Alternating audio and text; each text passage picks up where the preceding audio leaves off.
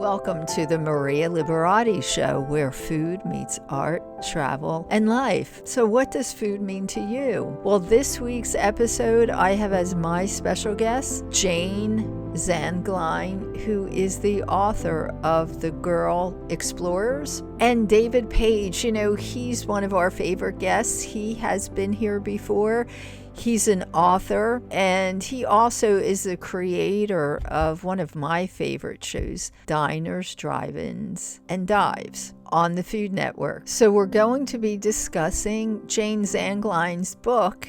She's going to be a guest today, The Girl Explorers. It's all about the Society of Women Geographers, which are actually women that travel and they actually explore and discover the world. So I've always considered myself more than a traveler. I love to discover and explore wherever I travel, and I'm sure you do as well. So today I'm going to, in honor of Jayne's appearance, I'm going to share a story that is from my upcoming book, The Basic Art of Italian Cooking Diaries. It's from summers past. It's a food story. I consider myself, as I mentioned, a food explorer. And if you have any food stories, summer food stories especially, because summer's winding down. So if you'd like to share any of your summer food stories or recipes, write to us, comment on my blog, or you can comment on the podcast, and you may be invited to share it live or in a recorded interview in my podcast. I love to hear my listeners' stories. So please, and my listening audience loves to hear shared stories. So please feel free to share your stories with us, your food stories. So it's the month of August, and this month's giveaways are from Absolutely Gluten-Free. They have some great gluten-free products. Even if you don't eat gluten-free, you're going to love their products. So we have some giveaways for those that like and share this month's episodes, and also join my newsletter at marialiberati.com, and you'll be entered in a giveaway for this month's giveaway from Absolutely Gluten-Free. I believe we're picking 2 people, and also one person will get a copy of one of my books from the Basic Art of Italian Cooking series. So we'll do that at the end of the month. So, like and share this month, the month of August episodes. Here's a souvenir from one of my August trips from summers past. My August trip to Pescara, Italy, and a ratatouille recipe. And this is from my upcoming book, The Basic Art of Italian Cooking Diaries, Seasons. A trip for flavors. After a colazione, which colazione means breakfast, of a blown cappuccino and a cornetto, a walk surrounded by the sea air, the sun, and a fresh August breeze is the perfect wake-up for me. But preparing lunch takes up most of my morning and keeps me entertained in the morning. From a trip to the local forno or baker for fresh focaccia and just-baked biscotti for dessert, a trip to the cheese store for locally produced pecorino cheese, and lastly, a trip to the local fruit and vegetable vendor for locally grown fresh veggies, locally grown tomatoes from Francavilla Almade, fresh zucchini and eggplant, and odori, aromas like basil, parsley, celery, herbs. My bags were overflowing with so many herbs and aromas, I couldn't concentrate on my walk home with all the scents practically dancing around my head. A 20-minute walk home turned into a 60-minute one, but that was fine. I had the fresh scents to keep me company. Today's lunch was a mix of all the fresh flavors I brought home with me. It was a ratatouille of fresh eggplant, zucchini, tomatoes, peppers with shaved pecorino cheese on top of focaccia bread. Here's my recipe for a fresh and easy ratatouille. 1 fresh eggplant, 1 fresh zucchini, 3 sweet peppers, 3 cloves of garlic, 1 slice of fresh onion, 3 red ripe plum tomatoes, 3 tablespoons of extra virgin olive oil, a pinch of salt to taste. Clean the eggplant and cut it into cubes. Clean the zucchini and cut that into slices.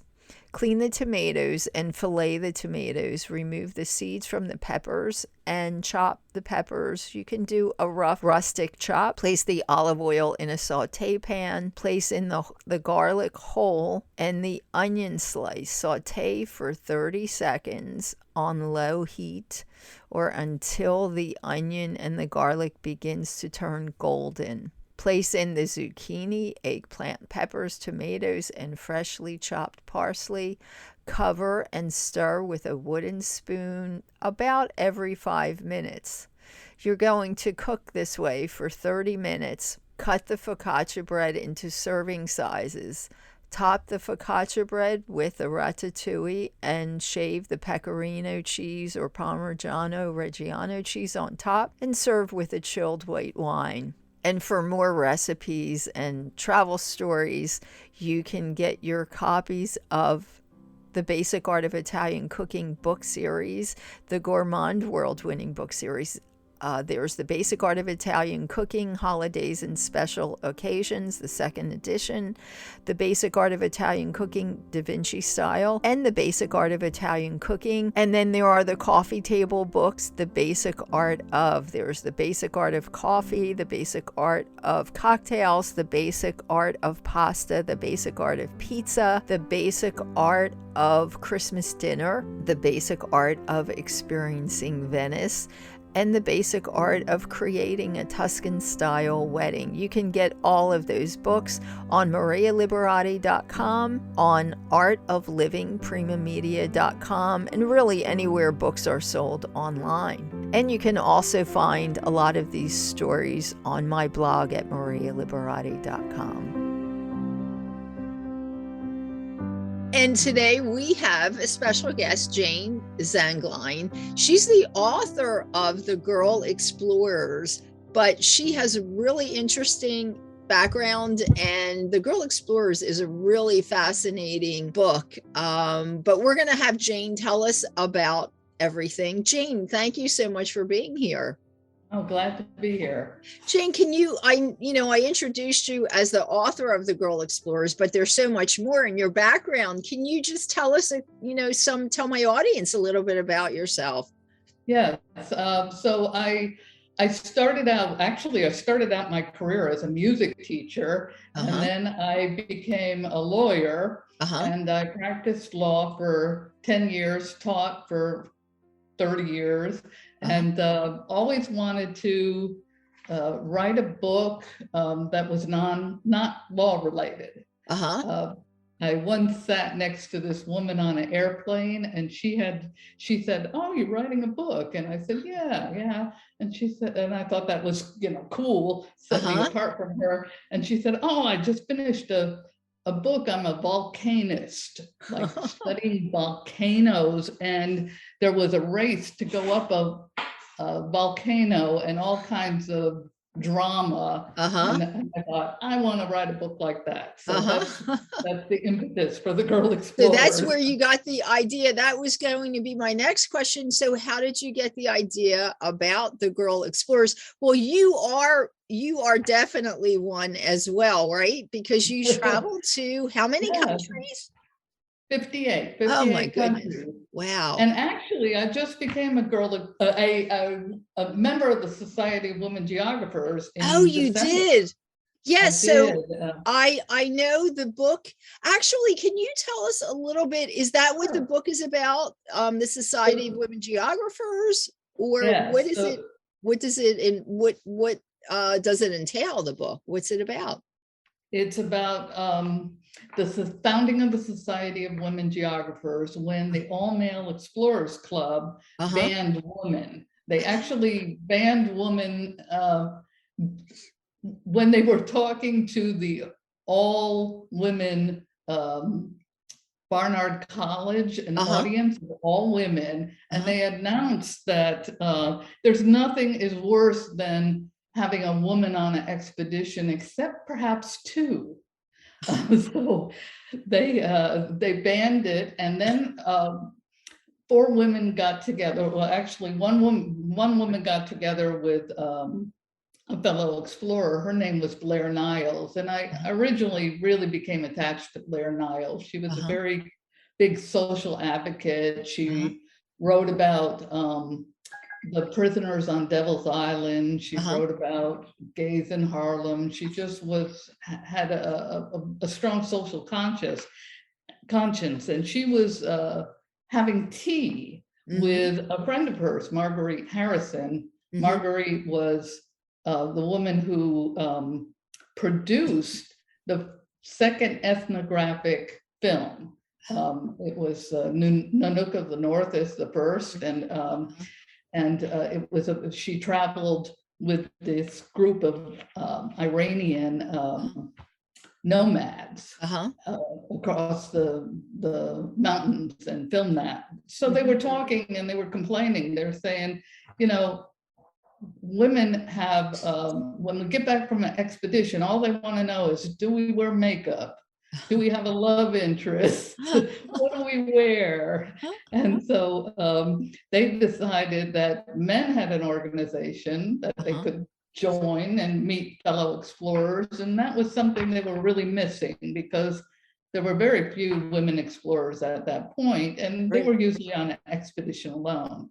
Right. So, you know, I just wanted to make sure before we go on that people realize, because I thought Society of Women Geographers meant women that had a degree in geography, but no, it's more comprehensive. It's actually women that are explorers, right? Travelers. Tell us about what the Society of Women Geographers is about. Yes, it was open to any woman who was an expert on a country. And they chose the word geographers because they didn't want to be just explorers. They wanted to be scholarly and travel-wise persons who were real experts and wrote about the countries. So you had musicologists, you had people who focused on tapestry of different countries. Mountaineers, all kinds of experts, filmmakers. Oh, wow. So it was very broad. Very interesting. Yes. So is there any kind of like, how does one become a member of the Society of Women Geographers?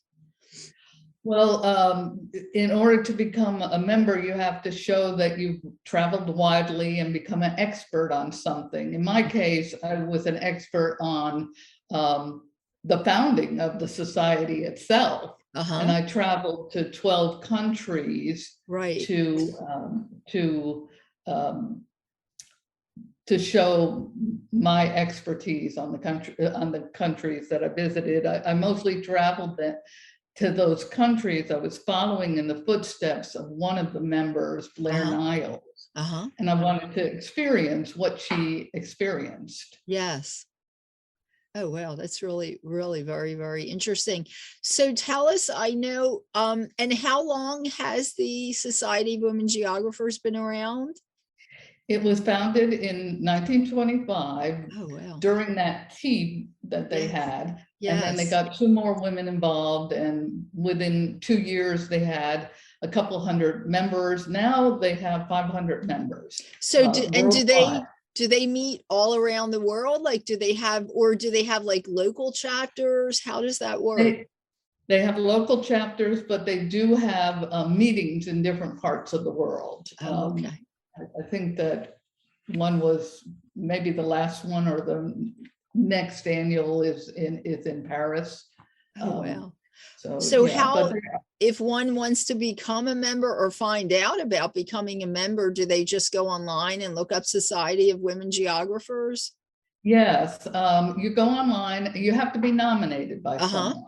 Yes. And so then you fill out an application form and listing your area of expertise, what articles or books you've written. Yes. And speaking presentations, things like that too. Oh, that's interesting.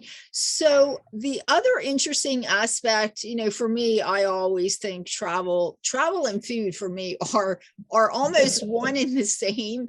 So I thought it was really interesting because you did say that at some of the dinners that when the Society of Women Geographers get together, they do have some interesting foods. Are they like local foods from their areas and things like that where the meetings are? No, local, there are foods from different countries that they have visited. Oh, that's interesting. Very exotic foods that perhaps you wouldn't have normally come across otherwise. Yeah. So like if you're, for instance, meeting in the United States but you had traveled to, I'm just going to say Hong Kong, there might be something very local in Hong Kong that you would not normally have in the United States, but somebody that's traveled, say, to Hong Kong or some little towns there would know something local, and you would try that at a dinner, basically. Is that, which is really interesting because it's another way of, I should also say travel exploring, because when you're exploring, as you're talking about, is really exploring food. So exploring the food of the area as well as you're traveling, you're exploring the food in the area. Well, that sounds really, really interesting. So Jayne, tell us, I didn't really talk more about your book. Tell us a little bit more about the book. So is it about the whole Society of Women Geographers, the founding of it and all of that? Is that what your book deals with? Yes, it's about the founding members. So it covers maybe the first 15, 20 years of the members, putting it together, growing, friction that occurred as they were as they suffered growing pains.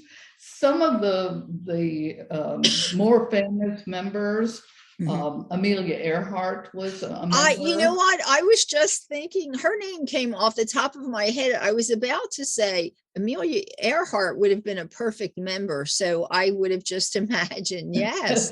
Wow. Yeah, there's a funny story about a dinner that they had, which occurred right after the president invited the Society of Women Geographer officers down to the White House for a dinner after Amelia's transatlantic flight. And so when they got back to New York, they wanted to honor her by with the people who were unable to attend. So they had a dinner party. And there is a great picture, which is a picture of the members in costume. And Amelia Earhart, what happened is Blair Niles, who was the president of the secretary of the society, she would introduce each woman as she came into the room and ask them, why are you wearing that outfit? What does it signify? And so when they got to Amelia Earhart, she said, I'm really sorry for the shabby state of my jacket, but I put a really good crease in my trousers. And everybody thought that was funny. And then the next woman to come up was, she said, well, the reason I wore this Prussian outfit was because it was the only outfit that I could easily and quickly let out on short notice because she had gained weight. She gained weight. Yeah. Oh, that's really funny. Yes, she would have come to mind as the quintessential woman geographer. So, but I love it. I love the the whole premise of the society, and it's something that I've done all my life. I always felt like I wasn't really what you would call a traveler, but I love to be an explorer because I've been to many countries also, and it's so much fun actually just discovering and exploring places, exploring all the uniqueness of places. So that's great. And also I think it also brings to light something that people wouldn't typically think of women, doing. So I think that is really interesting. So where can people find your book, The Girl Explorers? Well, it's available at all retail stores. Okay. Currently, Barnes and Nobles is promoting it as part of their book haul, and so it's added. Your listeners might want to know it's at a discounted price at Barnes and Noble. So Barnes and Noble, and that's Barnes and Noble online or even at the stores? I'm not quite sure if it's both. I did go into a store and saw that that it was on the shelves and available. Oh, that's great. Is it a newly released book? It was released in April. Oh, yes. Okay. So somewhat newly released. Okay, great. Yeah. So, there you go. So if you go to, probably you could even find out online, barnesandnoble.com, at least, you might get a discount on the book, or find out how you can get a discount on the book. Sure. But it's definitely worth it, whether or not, you get the discount. The Girl Explorers by Jayne Zanglein is definitely an interesting read. Jayne, thank you so much for being with us. And also look up the Society of Women Geographers. Even if you just want to find out more about them, it's definitely an interesting, very interesting organization that honors women and their pursuits and adventures, definitely, and their accomplishments. So just another way to do that. Thank you so much, Jayne, for being here. Thank you. I have David Paige joining me. He is, if you don't know, David is the creator of the hit show Diners, Drives, and Dives with Guy Fieri. Guy still hosts that, right, Dave? Oh, absolutely. Yes. I peeled off after season 11, but he hung in there. And also, we have to mention your really interesting book, Food Americana, which you're going to talk about. And, this is summertime is officially starting as of today. So everybody's into, barbecuing and hamburgers and apple pie and all these wonderful American foods that there's a history about. Lobster rolls, I think, mentioned that too, which is a great summer food. So let's have some fun and talk about that today. Absolutely. Thanks for having me, by the way. Thank you, David. Thanks for being here. So I know this book, Food Americana, sounds really interesting. So tell us about, I guess let's start with the hamburger. What's going on with that? Well, the hamburger has become a multifaceted item. You can get any kind of hamburger now. The basic burger, the burger that's smashed on the grill. I mean, there's obviously a chain called Smash Burger that makes them that way. Yes. And increasingly, the hamburger has become a go-to item, and more expensive, at white tablecloth restaurants. You can't run an upscale place serving lunch to business people without having a $28 hamburger on the menu. In the book, I actually go back into the history of some of that, and I talked to Daniel Boulud, who is the multi-Michelin starred, internationally famous chef, who actually created an iconic burger that led many, many other expensive restaurants to put a burger of their own on the menu. It was back in, I think, the 90s, I'd have to check my own book, but early 90s, that there was a controversy in France over the fact that McDonald's had opened up and was spreading throughout the country. And in one particular small French town, they set fire to the McDonald's. Daniel Boulud, being French, was deeply offended by that. In his view, why can't you have a McDonald's? And it spurred him, he told me, to think about what a French hamburger would be. What's the burger that you would enjoy with red wine? And he created a burger of the outside of it, of course, is ground beef, but inside he stuffed the burger with braised beef, short ribs, which is a French specialty, and foie gras. And then he topped it with a homemade tomato compote, and it was on a special bun. And when you cut it open, it's like having a turducken. You see the various different layers. He's still selling it at multiple restaurants around the world today. He's got restaurants all around the world, so he sells it in New York, and I believe.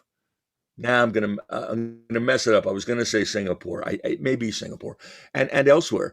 And it's kind of the over the top model for a super duper burger. Yes, yes. Well, I know in Italy there was a commotion when McDonald's. Yeah, look. The fact of the matter is, McDonald's is what it is, even though they do change their menu depending upon the country they're in. But they're seen as, unfortunately, something American.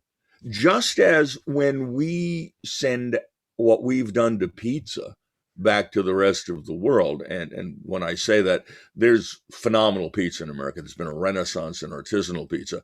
But the chains like Domino's and Pizza Hut, they are what they are. But when they open up, and most of their expansion is now being done internationally, because let's face it, where else are you going to go in America? They are seen as American food. They're not seen as Italian food. They're seen as a particularly American experience. And despite many people overseas telling you they look down their nose at America, there is still something about pizza, burgers, and jeans that is attractive in many other countries. Well, when I'm in Italy, it's funny that you say that. So if you go to a McDonald's there, and I've gone because they have cappuccino, if you want a quick cappuccino, and it's also a novelty because they're set up. Some of them are actually quite interesting. The first one in the center of Rome is interesting, but I was just going to say, it seems to be like a tourist attraction for people in Rome if they want that American experience. So yes, even though they do, and I'm not here or there for McDonald's, I'm just saying, it's just always overwhelmed with people. It's kind of like a tourist attraction, and especially for people that might not have come to the United States, I think they feel like, well, I'm going to get the American experience, so. When I lived in Budapest in '89, they had just opened a McDonald's, and it was the busiest place in town. Now, a lot of that is because you couldn't have it before. In other words, I remember when I was going to college in Oklahoma, Coors beer was not sold in the East. You could get it in Oklahoma. And when I would bring it back to New York, people would go nuts.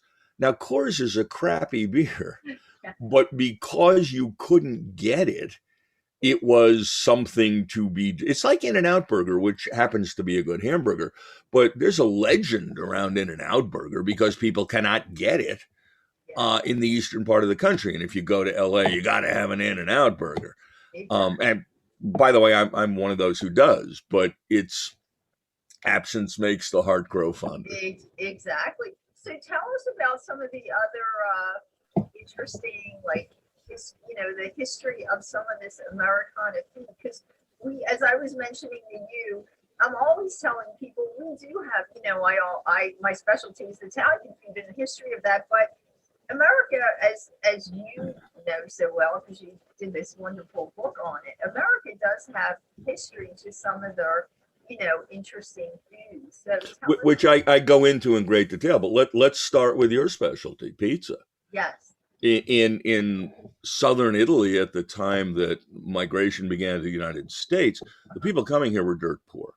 And at home, pizza was a low-cost dish. It was extremely simple, topped with tomatoes, and if you had an extra buck or two, you could top it with a piece of lard or perhaps a sardine. Now, arrive in the United States, find this bounty of food that, by comparison, was immense, that was available to people who were poor, especially including meat, which if you lived in southern Italy and you were poor, you didn't have meat. United States, it was possible to have meat, so that ended up on top of pizzas. But the pizzas themselves differed because of the reality of the situation. First of all, the incredible mozzarella from Italy would not survive a boat trip. So it had to be replaced with an American version of it, which at the time was not as good. But more importantly, to how the pizza developed, the wheat available in the United States was much higher in protein than the wheat that was grown in Italy. And the ovens here were gas fueled compared to the ovens in Italy, which were wood fired. Put those two factors together, and there's no way that you can get the crust you used to get in Italy. What you got here was crispier, crunchier, the kind of crust Americans have grown to adore because it's the only thing they were first offered. That's right off the bat. We imported a food from another country, and by necessity, we changed it. We do that with so many different foods. I argue in the book, for example, that sushi is now an American dish. The number 2 or 3 executive at the company that produces the most prepackaged sushi in the United States told me she believes that. When she was younger, she and her friends running out from high school to grab a lunch would grab a burger. Today, her kids, when they do the same thing, pick up sushi. Now, again, in most cases, the sushi that is popular here is not sushi as sold in Japan, which tends to be simpler. The rolls are, if maki is one form of sushi, it's rolls. Compared to the Americanized roll, which is the size of a Buick, we now fill sushi with things like steak and French fries. We deep fry sushi, which in the book I talk about a gas station with a sushi bar in Oklahoma with great sushi, but most of what they sell to the crowd out there is deep fried. There are places that produce sushi with fried chicken on the inside. We've taken this dish and we've made ourselves comfortable with it. We certainly did that with Chinese food. Yes.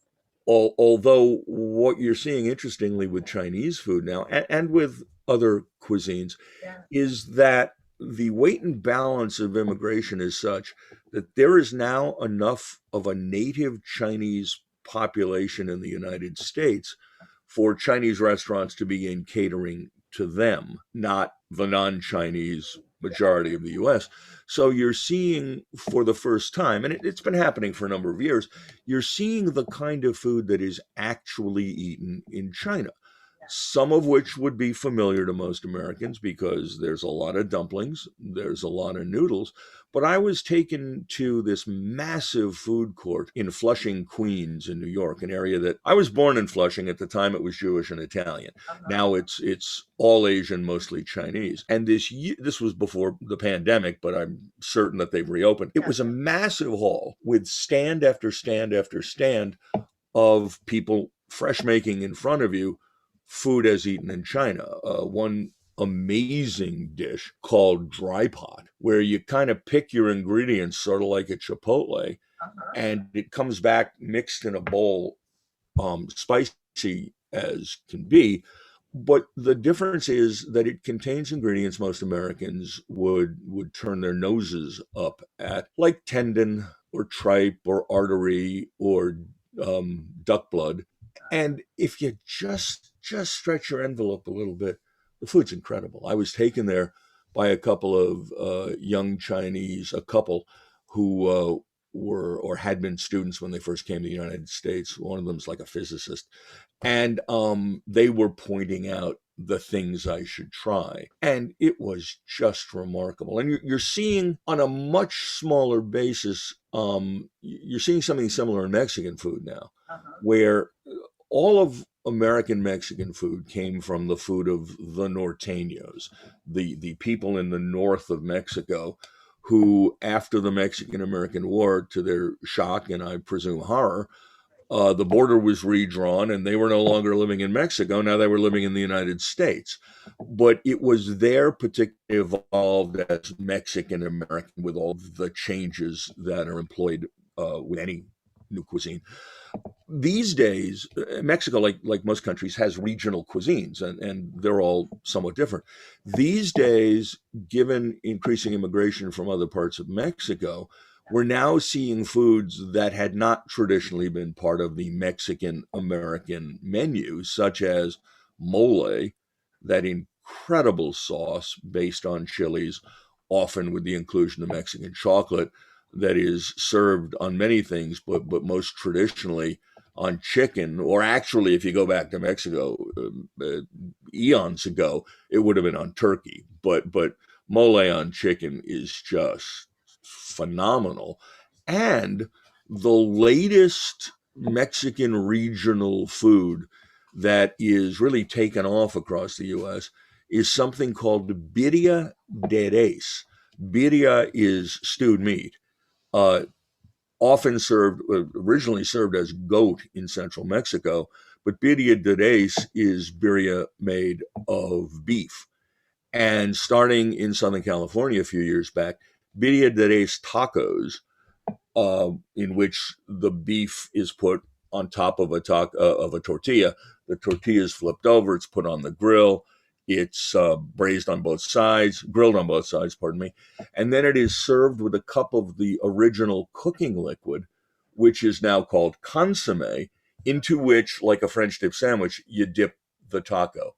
It is phenomenal. Yeah, that's interesting. Oh, it's great. That's Just really great. interesting. What I wanted to have you touch upon, because it's barbecue and grilling season officially, and I know you were telling me some really interesting things about barbecuing and grilling. It's like a real big trend now, you were saying, and some other trends happening. So tell us. Well, what's happening with barbecue, which is not grilling, which we'll explain in a second, is that barbecue for eons had been a highly regional thing in the United States. But barbecue, the name is believed to come from a Taino native word that was a tribe that was found in the Caribbean for the way they cooked things. They would have four sticks and then a frame on top of it over coals. And this was first seen by explorers coming to the New World, originally Spanish. So they, pardon me, getting choked up about barbecue.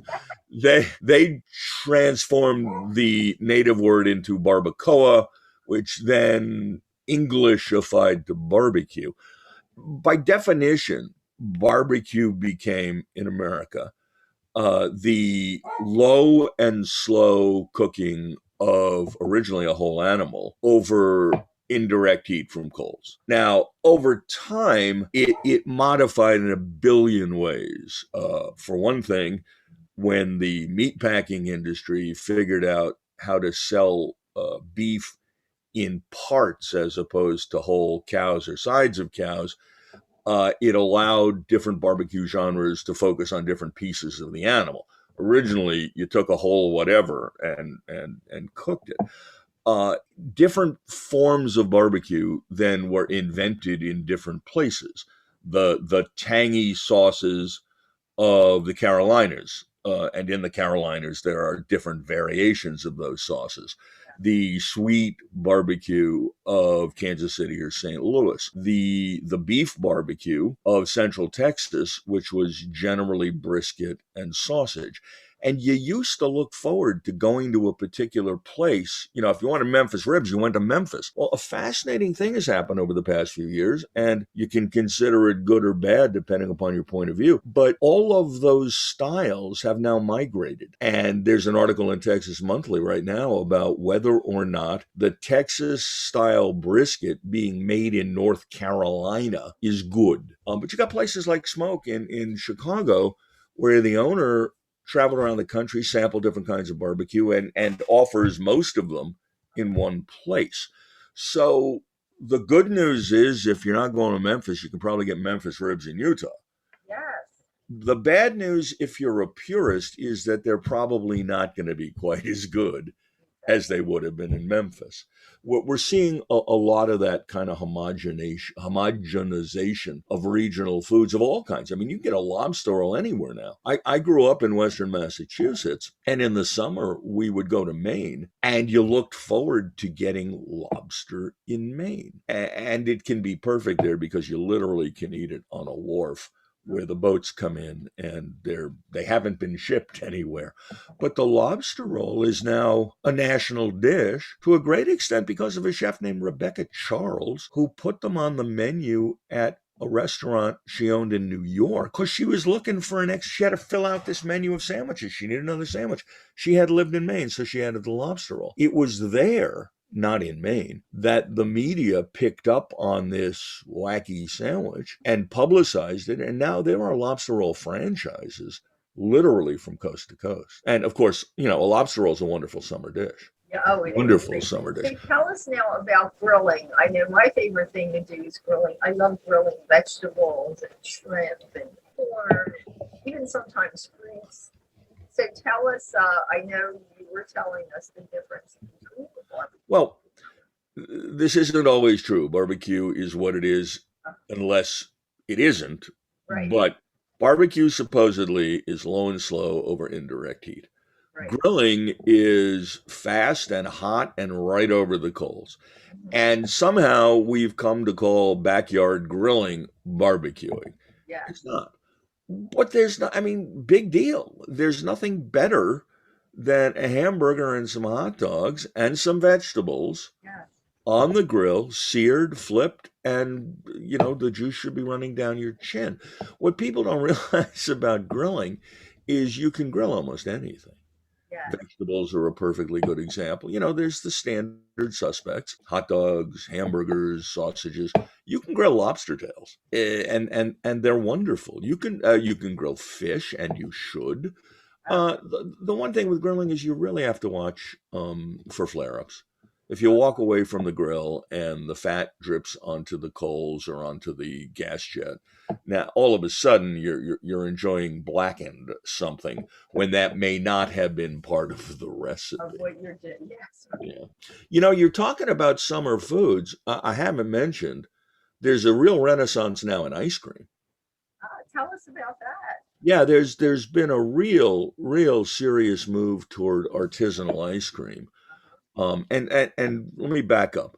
When you hear homemade ice cream at some place down the street from you, let's be honest, the mix, the base, the milk and cream that they're using probably came in a bag because it had to be pasteurized. The question then becomes, what do you do with that ice cream to make it something special? What do you do in terms of mix-ins, swirls, syrups, flavors? And there's been a real big move toward savory ice creams these days. There's a place, I live on a Long Beach Island, New Jersey, which is a tourist destination in the summer.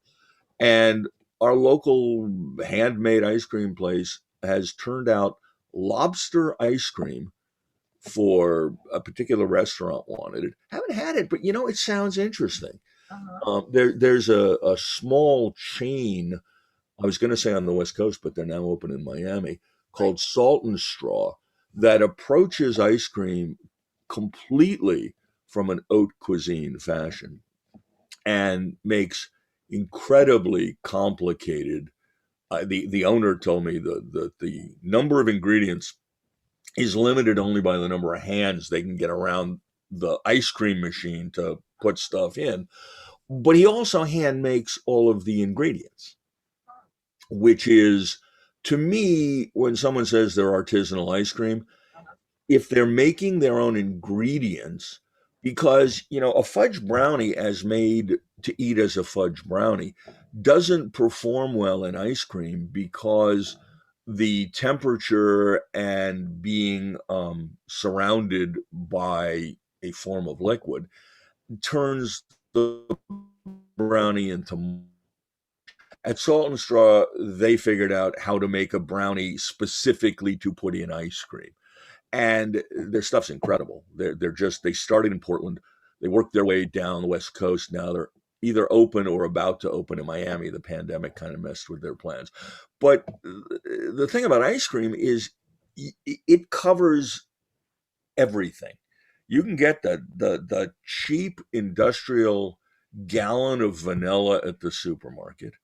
Then you can work your way up through various levels. I mean, look, the quality of ice cream generally is measured by the degree of butterfat. The more butterfat, the creamier, richer the ice cream feels until you get to about 18%. When you get over 18%, it starts to feel oily. Yeah. But you can get anything along those lines. And I'm not endorsing this, I'm just mentioning it. The new thing in ice cream is benefits. Ice cream with benefits. Yes. You can get ice cream with probiotics. Yes. You can get ice cream with vegetables hidden inside it in the premise that you'll get your kids to eat something healthy. There's even an ice cream that claims if you eat it before bed, it won't keep you up.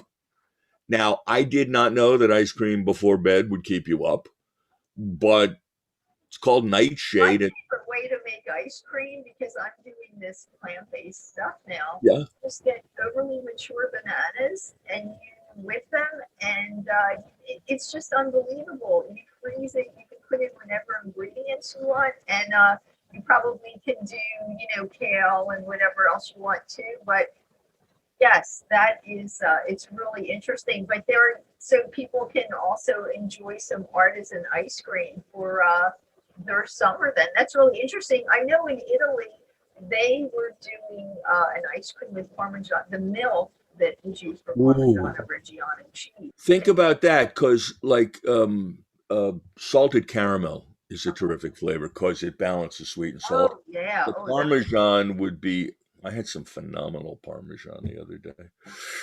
Ooh, I just learned, incredibly, how to make cacio e pepe. And I didn't have Padano, so I used Parmesan we have a very good local cheese store. Yeah. I'm going to live on that for the rest of my life. Well, cacio e pepe, the real cacio e pepe is made with pecorino. That's it. I said Padano. Pecorino, Yes. yes. Yeah. And that is not that easy to find here.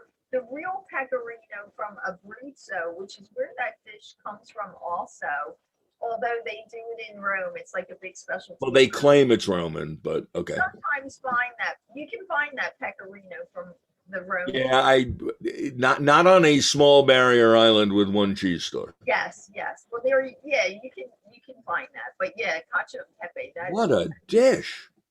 Yes. It's post-pandemic. Yes. My wife and I are vaccinated. Our friends are vaccinated. For the first time in a year, we went to their house, someone else's house, to have a meal, and he made cacio e pepe. Oh, wow. And I incredibly had never made it. Yeah. And I stood over his shoulder, and then he gave me the printed out directions he was using. And my wife said, "Could we have it tomorrow?" So we've had it like 3 times in the 2 weeks since we were at his house. Up on that, it's so incredible that it's such a simple dish with only a few ingredients, but it's just such an incredible dish to eat. And it was so funny when all the restaurants in Italy started picking up on certain, because it's a very like a kind of a home base, but now it's a gourmet thing all over the world. So people just finally discovered it. But yes, that's really delicious. If you don't have pecorino, Parmigiano works too. Yeah, but I'd like to make it perfectly. Yes. The thing that it reminded me of was like almost everyone, I use pre-ground pepper, which is a sin. But for the cacio e pepe, I ground the pepper and I toasted it.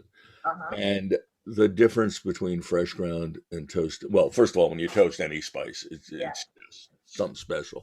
He said as he drove further down this very narrow rat hole about one Italian dish, but so good. Yes, it is. It's amazing. David, thank you so much for sharing your Memorial Day with us and sharing all those interesting facts and information about everything. So now we can officially start our summer holiday. Happy summer. So David Paige, creator of Diners, Drives, and Dives, and your book, Food Americana. Where can people find that? Amazon.com, Walmart.com, Target.com, Barnes & Noble. If they sell books, you'll find it there. Great. Thank you so much. Thanks, David. And we'll be asking you to come back sometime in the future. Thank you. Looking forward to it.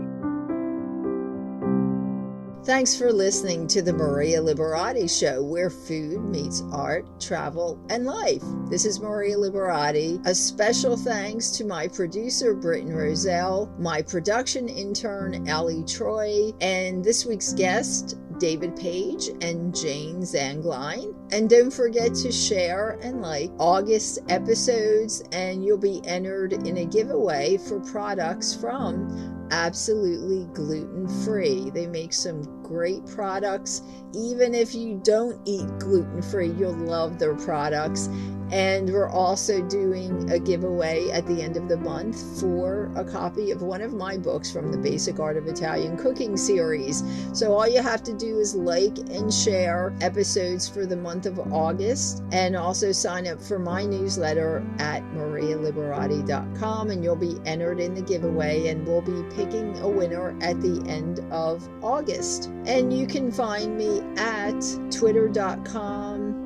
That's Maria Liberati at twitter.com, Maria with a capital M. On Facebook at Chef Maria Liberati, on Instagram at Maria Liberati, on Pinterest at Maria Liberati, on LinkedIn at M Liberati. And let's see, you can find my book series, The Basic Art of Italian Cooking, at marialiberati.com, and artoflivingprimamedia.com. And you can also find me on the Basic Art of Italian Cooking by Maria Liberati channel on Roku, and the Basic Art of Radio Station on Zen Media. This is Maria Liberati. Until next week, peace, love, and pasta.